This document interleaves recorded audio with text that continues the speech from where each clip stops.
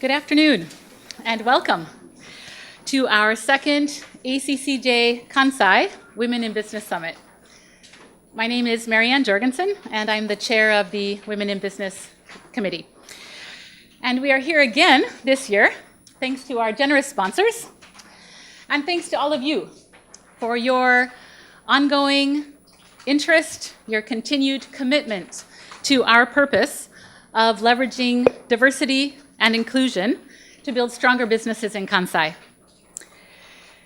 So this year's ACCJ Women in Business Summit arrives as a series of events that will be held across our chapters in Japan. Starting here today in Kansai, later in the year in Chubu, and finishing the series in Kansai in October. All of us will focus on the theme of organizational culture and specifically what is the impact of organizational culture on advancing and enhancing the role of women in the workplace? What are the key features of a culture where all employees flourish? What are leaders doing? What conversations are happening? Today's sessions will look at these questions and we'll dialogue on ideas and strategies to support our vision that Kansai businesses are recognized as leaders in organizational cultures that leverage diversity and inclusion to drive business results. Before we begin today's program, just one housekeeping request. If you could please make sure that your phones are turned to manner mode, and to please remember that there's no use of phones or recording devices during our sessions today. That being said, please, during the breaks, take out your phones, share the impact, the insights, and the learning via Twitter, SNS, what you like. And also we have out in the foyer area a comment and commitment wall where you're welcome to tweet your learnings, tweet your commitments in writing so that we can get just to generate some energy and excitement around what we're doing here today. For reference, our official hashtag today is WIB Summit 2016. WIB Summit 2016. And now, it is my great pleasure to begin our program by introducing Dr. Steven Zurcher, Dean and Professor of Management at Kansai Gaida University, and speaking today in his role as the American Chamber of Commerce Japan Vice President for Kansai.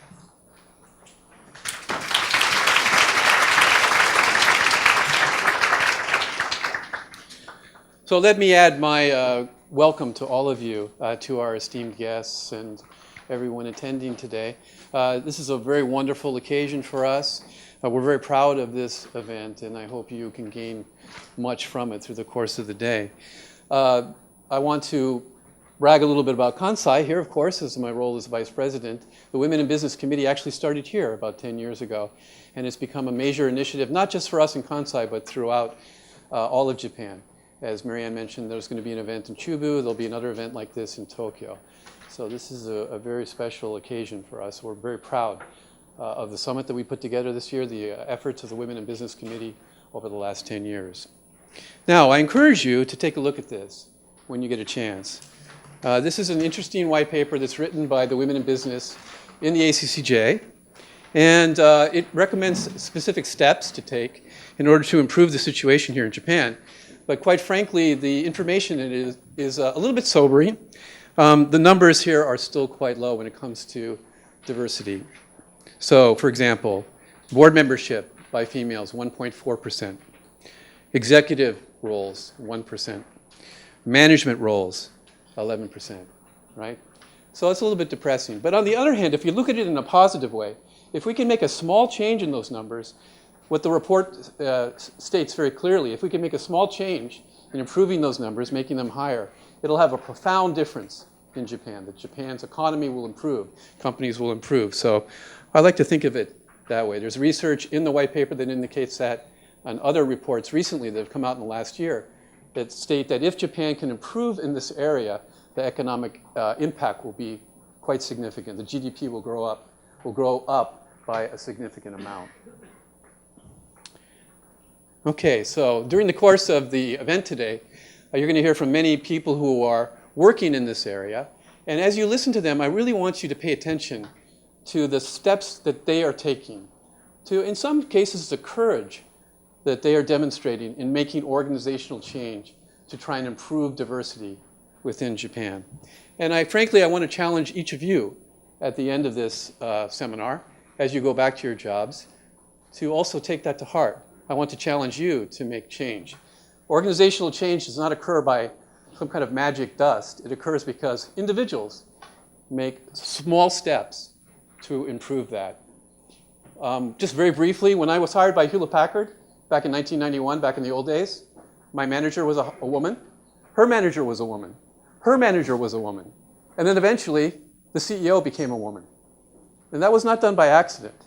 That was not an accident. What happened is that the general manager of that particular group at HP decided that he wanted to encourage women leadership. So as a result, many women had a chance to become managers. So I take that challenge for myself as well. I'm a dean at Kansai Gaidai University, and the president has asked me to hire about 10 professors, and I'm looking to find qualified women to take that role. So that's a challenge that I have. It's also a challenge that I'd like to give to you as well. Okay? And then last, I want to encourage you to enjoy this event, get the most out of it you possibly can. If you have any questions about this event or questions about the ACCJ, I'll be here all day. I'll be very welcome to talk to you about it. So thank you again for attending. Thank you very much for attending. And again, please take this information and apply it to your own jobs in the future. I'm a bit emotional about this. This is an emotional issue for me. I really want this to be meaningful for you. So thank you very much.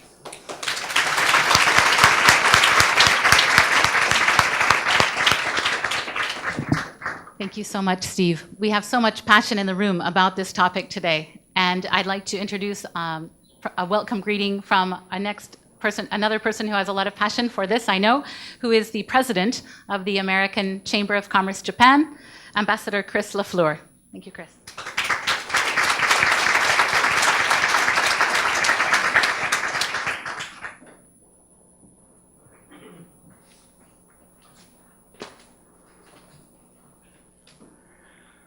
On behalf of the American Chamber of Commerce in Japan, it gives me great pleasure to welcome all of you here today to the 2016 ACCJ Kansai Women in Business Summit.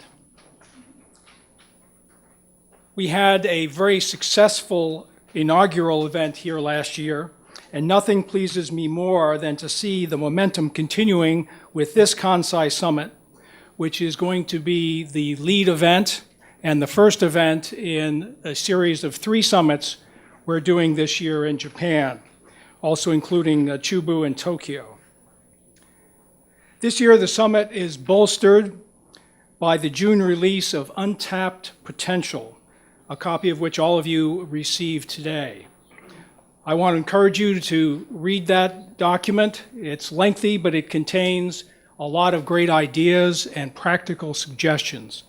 And we very much hope that this document can help encourage the Japanese government and Japanese companies to take the additional steps forward needed to help promote the role of women and men and to kickstart growth in the Japanese economy.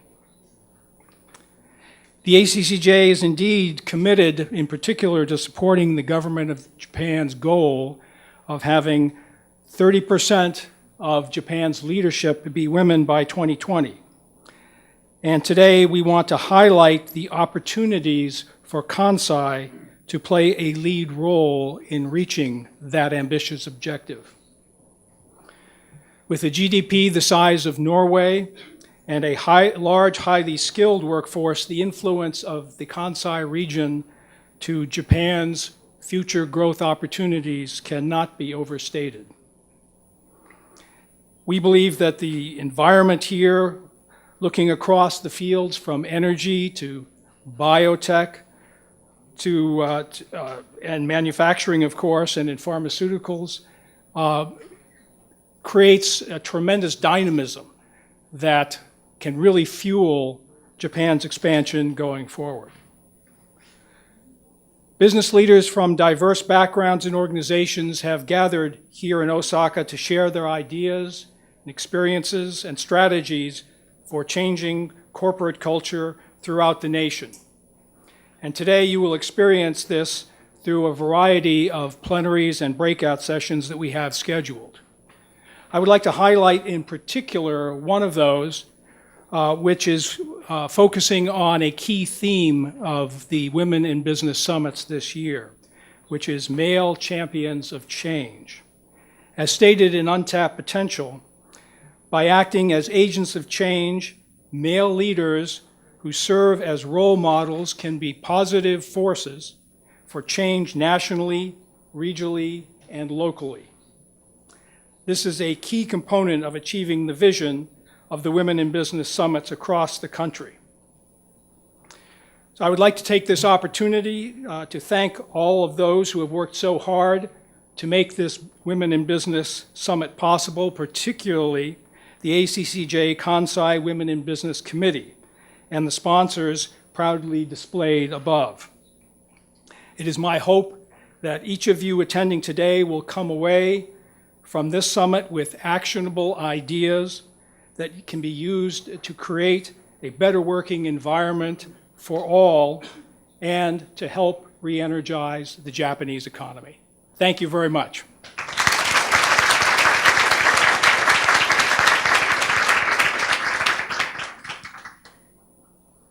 Thank you, Chris.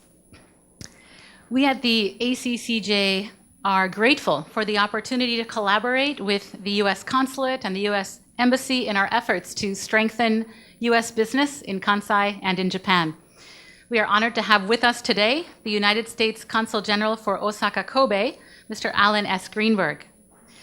A true advocate for women's empowerment, we've greatly appreciated Consul General Greenberg's support of ACCJ initiatives to improve the working environment for women, including our summit, as well as the ACCJ Walkathon, which is held in October. Thank you so much. A little plug for that, yes? So thank you so much for making time to join us today.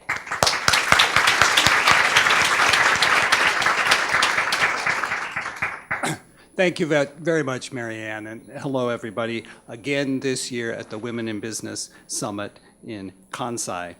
After those inspiring remarks from Steve and Chris, there's little left for me to say, so I'll keep it short. But I need to congratulate Marianne and the ACCJ Kansai Women in Business Committee and the ACCJ staff for pulling this summit together earlier this year so we could all participate and we could roll it out for the rest of the country. So congratulations. Maybe I don't need to remind this audience that a strong and economically vibrant Japan is extremely important for the United States and the whole world. But after last week's astonishing Brexit referendum and some troubling political developments in other democratic countries, including the United States, maybe it's a good time to remind ourselves of some of the basic realities and reflect on our fundamental values. Again, Japan's success is extremely important to us all. And as last year's Women in Business Summit underscored, bringing the talents and strengths of women into the workforce in Japan will be critical to Japan's future. So, we all need to tackle the issue of how to increase the role of women in business and professional life.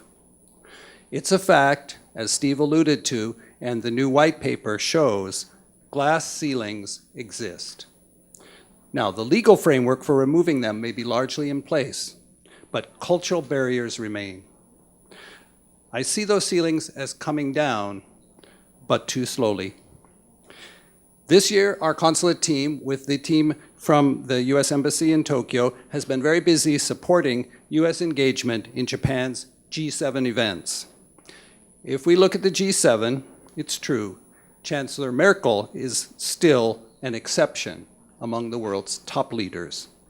But if we look more closely at the composition of a great many of the delegations' ministerial meetings that surround this summit, you'll see an ever-increasing number of women leading those delegations and among the staff, often outnumbering the men. It's true, the Japanese hosts, ministers, governors, mayors, are mostly men, but that's changing as well. 2 of Japan's female ministers ably led important G7 meetings, the Communications and Information Ministerial in Takamatsu and the Environment Ministerial in Toyama. Mayor of Kurashiki, Kaori Ito, successfully promoted her city as a venue for the Education Ministers' meeting, in which we were involved, and I can say she hosted brilliantly. So, in some cases, those glass ceilings are already coming down. As I expect this summit to bring out, the empowerment of women has to start with the culture of each organization, including our own. And that's happening too. I was delighted to return to Japan after 12 years in 2014 to work for America's first female ambassador in Tokyo, and to work closely with the ACCJ president, who was a woman. Helen Huang, whom many of you know, very capably runs the Foreign Commercial Service office in our consulate, and she backs me up as Consul General while I'm away. I am not going to comment on the US presidential elections or the White House glass ceiling, but I can announce something more local, that when I, with great regret, leave Osaka next year, after 150 years of American presence in Kansai, you will have the first female Consul General.